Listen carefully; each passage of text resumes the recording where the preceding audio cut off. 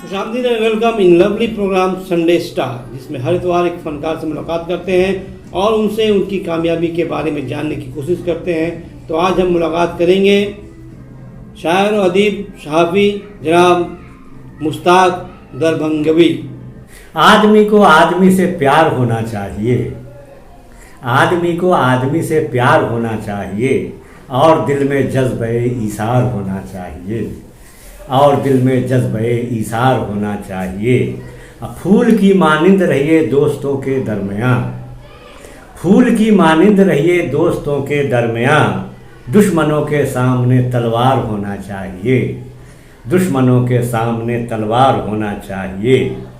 रास्तों के पेचो खम से आप वाकिफ़ हैं अगर, रास्तों के पेचो खम से आप वाकिफ़ हैं अगर, आपको तो काफ़िला सालार होना चाहिए, आपको तो काफ़िला सालार होना चाहिए।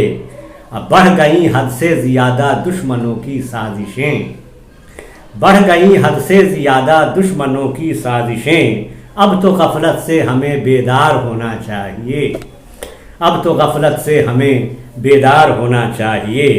है यही इस अहद के अहले सियासत का उसूल, है यही इस अहद के अहले सियासत का उसूल, उनका जैसे भी हो बेड़ा पार होना चाहिए, उनका जैसे भी हो बेड़ा पार होना चाहिए। हक नवाई पर सजाए मौत जिनको दी गई, हक नवाई पर सजाए मौत जिनको दी गई, हक यह है उनके गले में हार होना चाहिए, हक यह है उनके गले में हार होना चाहिए। चाहते हैं आप अगर सब आपकी इज्जत करें, चाहते हैं आप अगर सब आपकी इज्जत करें, साफ सुथरा आपका किरदार होना चाहिए, साफ सुथरा आपका किरदार होना चाहिए। उनके आगे क्यों भला मुश्ताक हम डालें सिपर, उनके आगे क्यों भला मुश्ताक हम डालें सिपर, जिनसे हमको बरसरे पैकार होना चाहिए, जिनसे हमको बरसरे पैकार होना चाहिए। आदमी को आदमी से प्यार होना चाहिए और दिल में जज्बे ईसार होना चाहिए। आपका मुख्तसर तारुफ।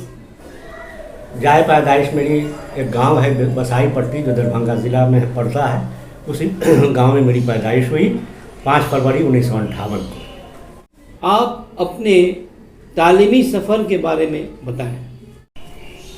ये मैंने 1975 में मैट्रिक किया अपने इलाके के हाई स्कूल से, आनंदपुर में वो हाई स्कूल है। उसके बाद हमने कुंवर सिंह कॉलेज में दाखिला लिया आईकॉम में, आईकॉम करने के बाद हमने वहीं से बीकॉम किया और उसके बाद फिर शायरी का सफ़र शुरू हुआ। आपको उर्दू अदब का शौक़ कब और कैसे हुआ? शायरी का शौक़ मुझे है तब उस वक्त से हुआ जब यहाँ से प्रोफेसर ओवैस अहमद दौरा कलकत्ता से शिफ्ट किया उन्होंने दरभंगा में, और कुंवर सिंह कॉलेज को ज्वाइन किया। मैं उस ज़माने में इंटर का स्टूडेंट था, तो मैं उनसे जब सुनता था, जब वो उर्दू बोलते थे तो मुझे बहुत अच्छा लगता था। वहीं से मुझे ये शौक़ पैदा हुआ और उसके बाद मैं उनके साथ हुआ, कुछ लिखता भी था, कुछ लिखना शुरू किया, उनको दिखाता था, वो उसकी इस्लाह करते थे, वहीं से मेरा शेरी सफ़र शुरू हुआ।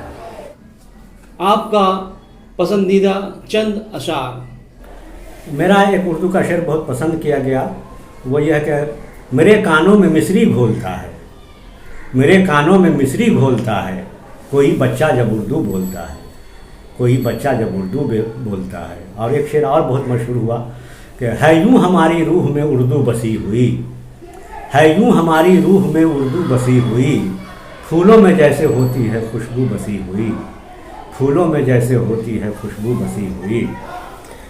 और ये शेर भी देखें कि नर्म है मेरी तबीयत सख्त दिलबर का मिजाज, नर्म है मेरी तबीयत सख्त दिलबर का मिजाज, मिल नहीं सकता कभी शीशे से पत्थर का मिजाज, मिल नहीं सकता कभी शीशे से पत्थर का मिजाज। हैं परिंदे दोनों लेकिन फ़र्क है परवाज़ में, हैं परिंदे दोनों लेकिन फ़र्क है परवाज़ में, किस तरह शाही के जैसा हो कबूतर का मिजाज, किस तरह शाही के जैसा हो कबूतर का मिजाज। और चंद अशार और मुलाजा फरमाएं कि सऊबत की खराशों ने बदल डाली मेरी सूरत, सऊबत की खराशों ने बदल डाली मेरी सूरत, मेरी सूरत किसी सूरत भी पहचानी नहीं जाती, मेरी सूरत किसी सूरत भी पहचानी नहीं जाती। मोहब्बत में तो मैंने आपकी हर बात मानी है, मोहब्बत में तो मैंने आपकी हर बात मानी है, मगर एक बात मेरी आपसे मानी नहीं जाती, मगर एक बात मेरी आपसे मानी नहीं जाती। आपकी परवरिश किस माहौल में हुई? मैं मजहबी घराने में पैदा हुआ। मेरे चचा जो हैं वो हाजी थे, वालिद साहब भी फ़ारसी नवीस थे, फ़ारसी बहुत अच्छी ढंग से जानते थे, अच्छे तरीक़े से जानते थे।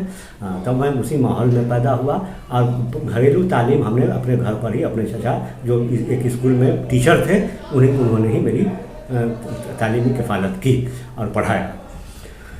और इस तरह से मैंने अरबी भी पढ़ी, फ़ारसी भी पढ़ी, कुरान भी पढ़ा। ये सब इब्तदाई तालीम मेरी उन्हीं के ज़रिए हुई। उसके बाद तब जाके फिर स्कूल में हमने दाखिला लिया और फिर स्कूली तालीम मुकम्मल की। जी, मेरा घरेलू तो माहौल भी जो है वो इल्म अदब से ताल्लुक़ था उनका। मेरे घर के लोग जितने भी थे वो इल्म अदब से ताल्लुक़ रखते थे, मजहबी ख्याल के थे। नई नस्ल के लिए आपका पैगाम? नई नस्ल से हम चाहेंगे कि वो इल्म हासिल करें, मजहबी इल्म भी, अदबी इल्म भी, अखलाक़ी तौर पर भी। और उसके बाद जो खुराफात हैं, व्हाट्सएप है या फेसबुक है, इसमें थोड़ा उस पर कम तवज्जो कम दें और अदब और दीन की तरफ राग़िब हों। यह हमारे लिए हम समझते हैं कि बेहतर होगा। हमारे नई नस्ल के जो अदीब व शायर हैं उनको मेरा यही पैगाम है कि वो अपने इसातिज़ा को पढ़ें। जो शोरा गुजरे हैं, जो इसातिज़ा में जिनका शुमार होता है उनको पढ़ें, अदबा को पढ़ें। तो उससे उनको ज़्यादा फ़ायदा होगा और उनसे बहुत उनको रहनुमाई होगी, रोशनी वहाँ से मिलेगी।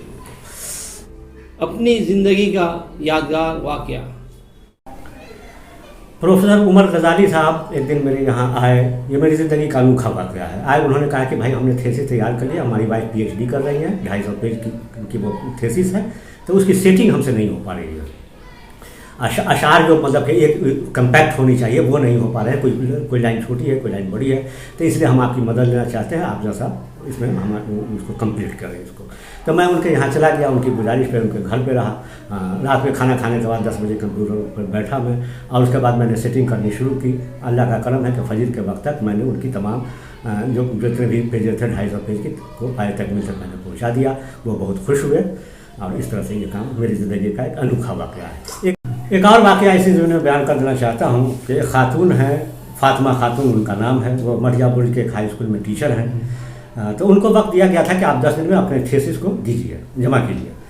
तो उन्होंने पता लगा कि भाई 10 दिन में फ़ोन करेगा, कैसे करेगा। तो उनको किसी ने बता दिया, मेरा पता बता दिया। वो मुझसे आई और मुझसे गुजारिश की कि भाई आप ये मामला है, थीसिस तो लिख दिया गया है, 250 पेज मुकम्मल है, लेकिन उसकी सेटिंग नहीं हुई है, आप इसकी सेटिंग आप कर दें।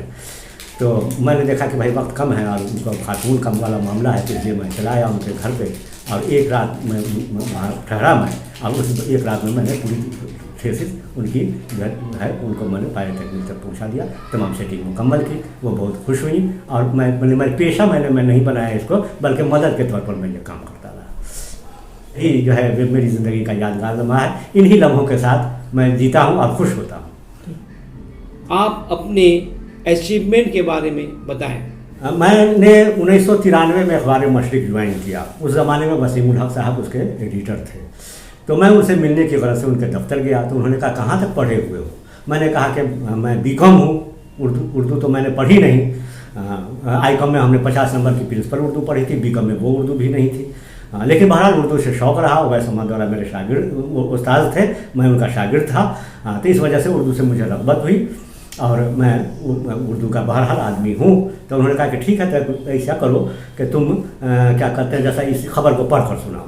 तो मैंने उन्हें वो पूरी खबर पढ़कर सुनाई। वो बहुत मतलब ने अप्रिशिएट किया उन्होंने, और उसके बाद कहा कि इसमें देखो तो कहाँ क्या खामी है। तो मैंने उसको लिया और उसके बाद उसमें मैंने लाल निशान किया। तो 2-3 खामियां मैंने निकाली। वो देखकर खुश हुए कि नहीं तुम ठीक सही, तुम्हारी पकड़ ज़बरदस्त है, सही है। तो ऐसा करो कि तुम यहाँ काम करना शुरू कर दो, 1 महीना काम करो, मैं तुम्हारे काम को देखूंगा। अगर मैं मुतमईन हुआ तो मैं तुमको यहाँ ज्वाइन करवा लूँगा, तुम यहाँ रहोगे। और अगर मैं मुतमईन नहीं हुआ तो 1 महीने की जो तुम्हारी तनख्वाह होगी, जो मैं मुनासिब समझूंगा, वो तुमको देकर रुखसत कर दूँगा। तो बहरहाल अल्लाह का करम हुआ, 1 महीने के बाद मेरी नौकरी पुख्ता हो गई और मैं वहाँ 28 साल तक मैंने ज़िंदगी गुजारी और अब यहाँ से रुखसत हो रहा हूँ। उसके बाद नदीम साहब उनके जब वो दिल्ली चले गए, दिल्ली से अखबार निकलने लगा, तो फिर नदीम साहब इसके एडिटर हुए और उन्होंने उनके से मेरा ताल्लुक़ बहुत ज़्यादा गहरा हुआ और वो मुझे बहुत मानते थे। और मैं चूँकि 24 घंटा अखबार मशीकी के दफ्तर में मुझे रहने की जगह मिली थी, मैं वहीं रहता था, तो जब भी कोई बहरानी कैफियत अखबार मशीक में आती थी तो वो मुझे याद करते थे और मैं फ़ौरन उसकी भरपाई करता था। कि इस दौरान मेरी 17 किताबें अब तक मंजर आम पे आ चुकी हैं, मुख्तलिफ मौज़ूआत पे मैंने किताबें तरतीब दी हैं। तो बहुत सारी कई किताबें मेरी मकबूल भी हुई, लेकिन आखिर में आकर के एक दिल में एक तमन्ना पैदा हुई कि शोरा की डायरेक्टरी नहीं है जिससे एक दूसरे से रब्ता किया जा सके। तो ये बात अब मेरे जहन में आई, तो उसके बाद मैंने तमाम लाइब्रेरियों को खंगालना शुरू कर दिया, मुख्तलिफ मज़ामीन को मैंने खंगाले और वहाँ से मैंने उनका शोरा हज़रात के ईमेल और मोबाइल नंबर नोट करना शुरू किया। तकरीबन 1 साल में ये काम करने के बाद उसके बाद मैंने इसमें पहल की और उसके बाद मैंने डायरेक्टरी तैयार करनी शुरू कर दी। तो एक किताब हमारी गोश बर आवाज़, ये सामने आप देख रहे हैं, ये गोश बर आवाज़ है। इसमें 2764 शोरा शामिल हैं इसमें हार्ड बुक में। उसके बाद जब ये किताब 2018 में शाये हो गई तो उसके बाद बहुत सारे लोगों ने हमको कॉल किया कि भाई हम रह गए, हम छूट गए, हम क्या होगा अब हमारा। तो उसके बाद हमने इसकी PDF बनाई, तो PDF में तकरीबन 1000 शोरा मज़ीद का 1000 शोरा का इजाफा हो गया इसमें। तो ये हमारी ज़िंदगी का एक कारनामा हम तो मैं नहीं कर सकता एक वाक़या है मेरी ज़िंदगी का, अनोखा वाक़या। और ये इतनी मकबूल हुई किताब कि ये काम पाकिस्तान में भी नहीं हुआ, जहाँ की पहली ज़ुबान उर्दू है। इसलिए पाकिस्तान के से हमें इस किताब पर 2 अवार्ड मिले और 1 अवार्ड UAE से मिला, 3 अवार्ड मिले और मटियापुर से तो 3-4 अवार्ड आपके शहर से मिले हमें। तो इस वजह से हमको उम्मीद है कि 17-18 उम्मीद रही, बल्कि हमको 17-18 टोटल अवार्ड अब तक मिल गए। मुख्तलिफ उर्दू की जो अंजुमनें हैं, इदारे हैं, वो उससे तो 16-17 अवार्ड अब तक हमको मिल चुके हैं। लेकिन 1 अवार्ड बंगाल उर्दू एकेडमी है जिसने मुझे गोश बर आवाज़ पर सर सैयद अहमद ख़ान अवार्ड से नवाजा है। आपके ख़्याल में हिंदुस्तान में उर्दू का मुस्तकबिल?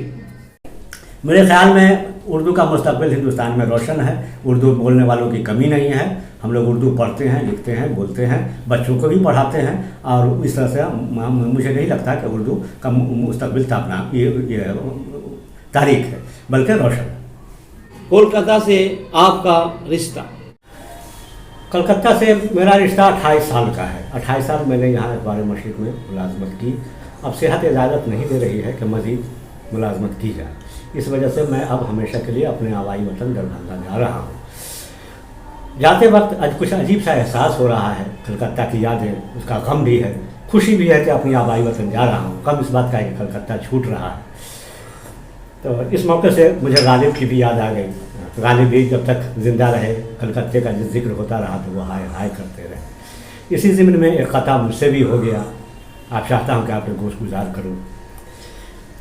तुझको ऐ शहर निशात अब कह रहे हैं अलविदा, तुझको ऐ शहर निशात अब कह रहे हैं अलविदा, है जुदाई के तसव्वुर से हमारी चश्म नम, है जुदाई के तसव्वुर से हमारी चश्म नम, हम भी गालिब की तरह करते रहेंगे हाय हाय, हम भी गालिब की तरह करते रहेंगे हाय हाय, मरते दम तक भूल पाएंगे न कलकत्ते को हम, मरते दम तक भूल पाएंगे न कलकत्ते को हम। लेकिन मैं जब अपने आबाई वतन जाऊंगा तो मेरा दिल कह रहा है या मैं चाह रहा हूँ कि 6 महीने में एक सफ़र कलकत्ते का ज़रूर करूँ, 1 हफ़्ते के लिए ही सही, इसलिए कि मेरे यहाँ बहुत सारे अहबाब हैं जिससे मेरी कुर्बत है, उनसियत है, मैं उनकी यादें मुझे तड़पाएंगी। लिहाजा मैं 6 महीने पर एक सफ़र कलकत्ते का करूँगा, सबसे मिलजुल करके। आज का संडे स्टार में जनाब मुश्ताक दरभंगी साहब का इस्तकबाल है और आज का संडे स्टार अवार्ड देंगे जनाब मास्टर मोहम्मद सलीम साहब।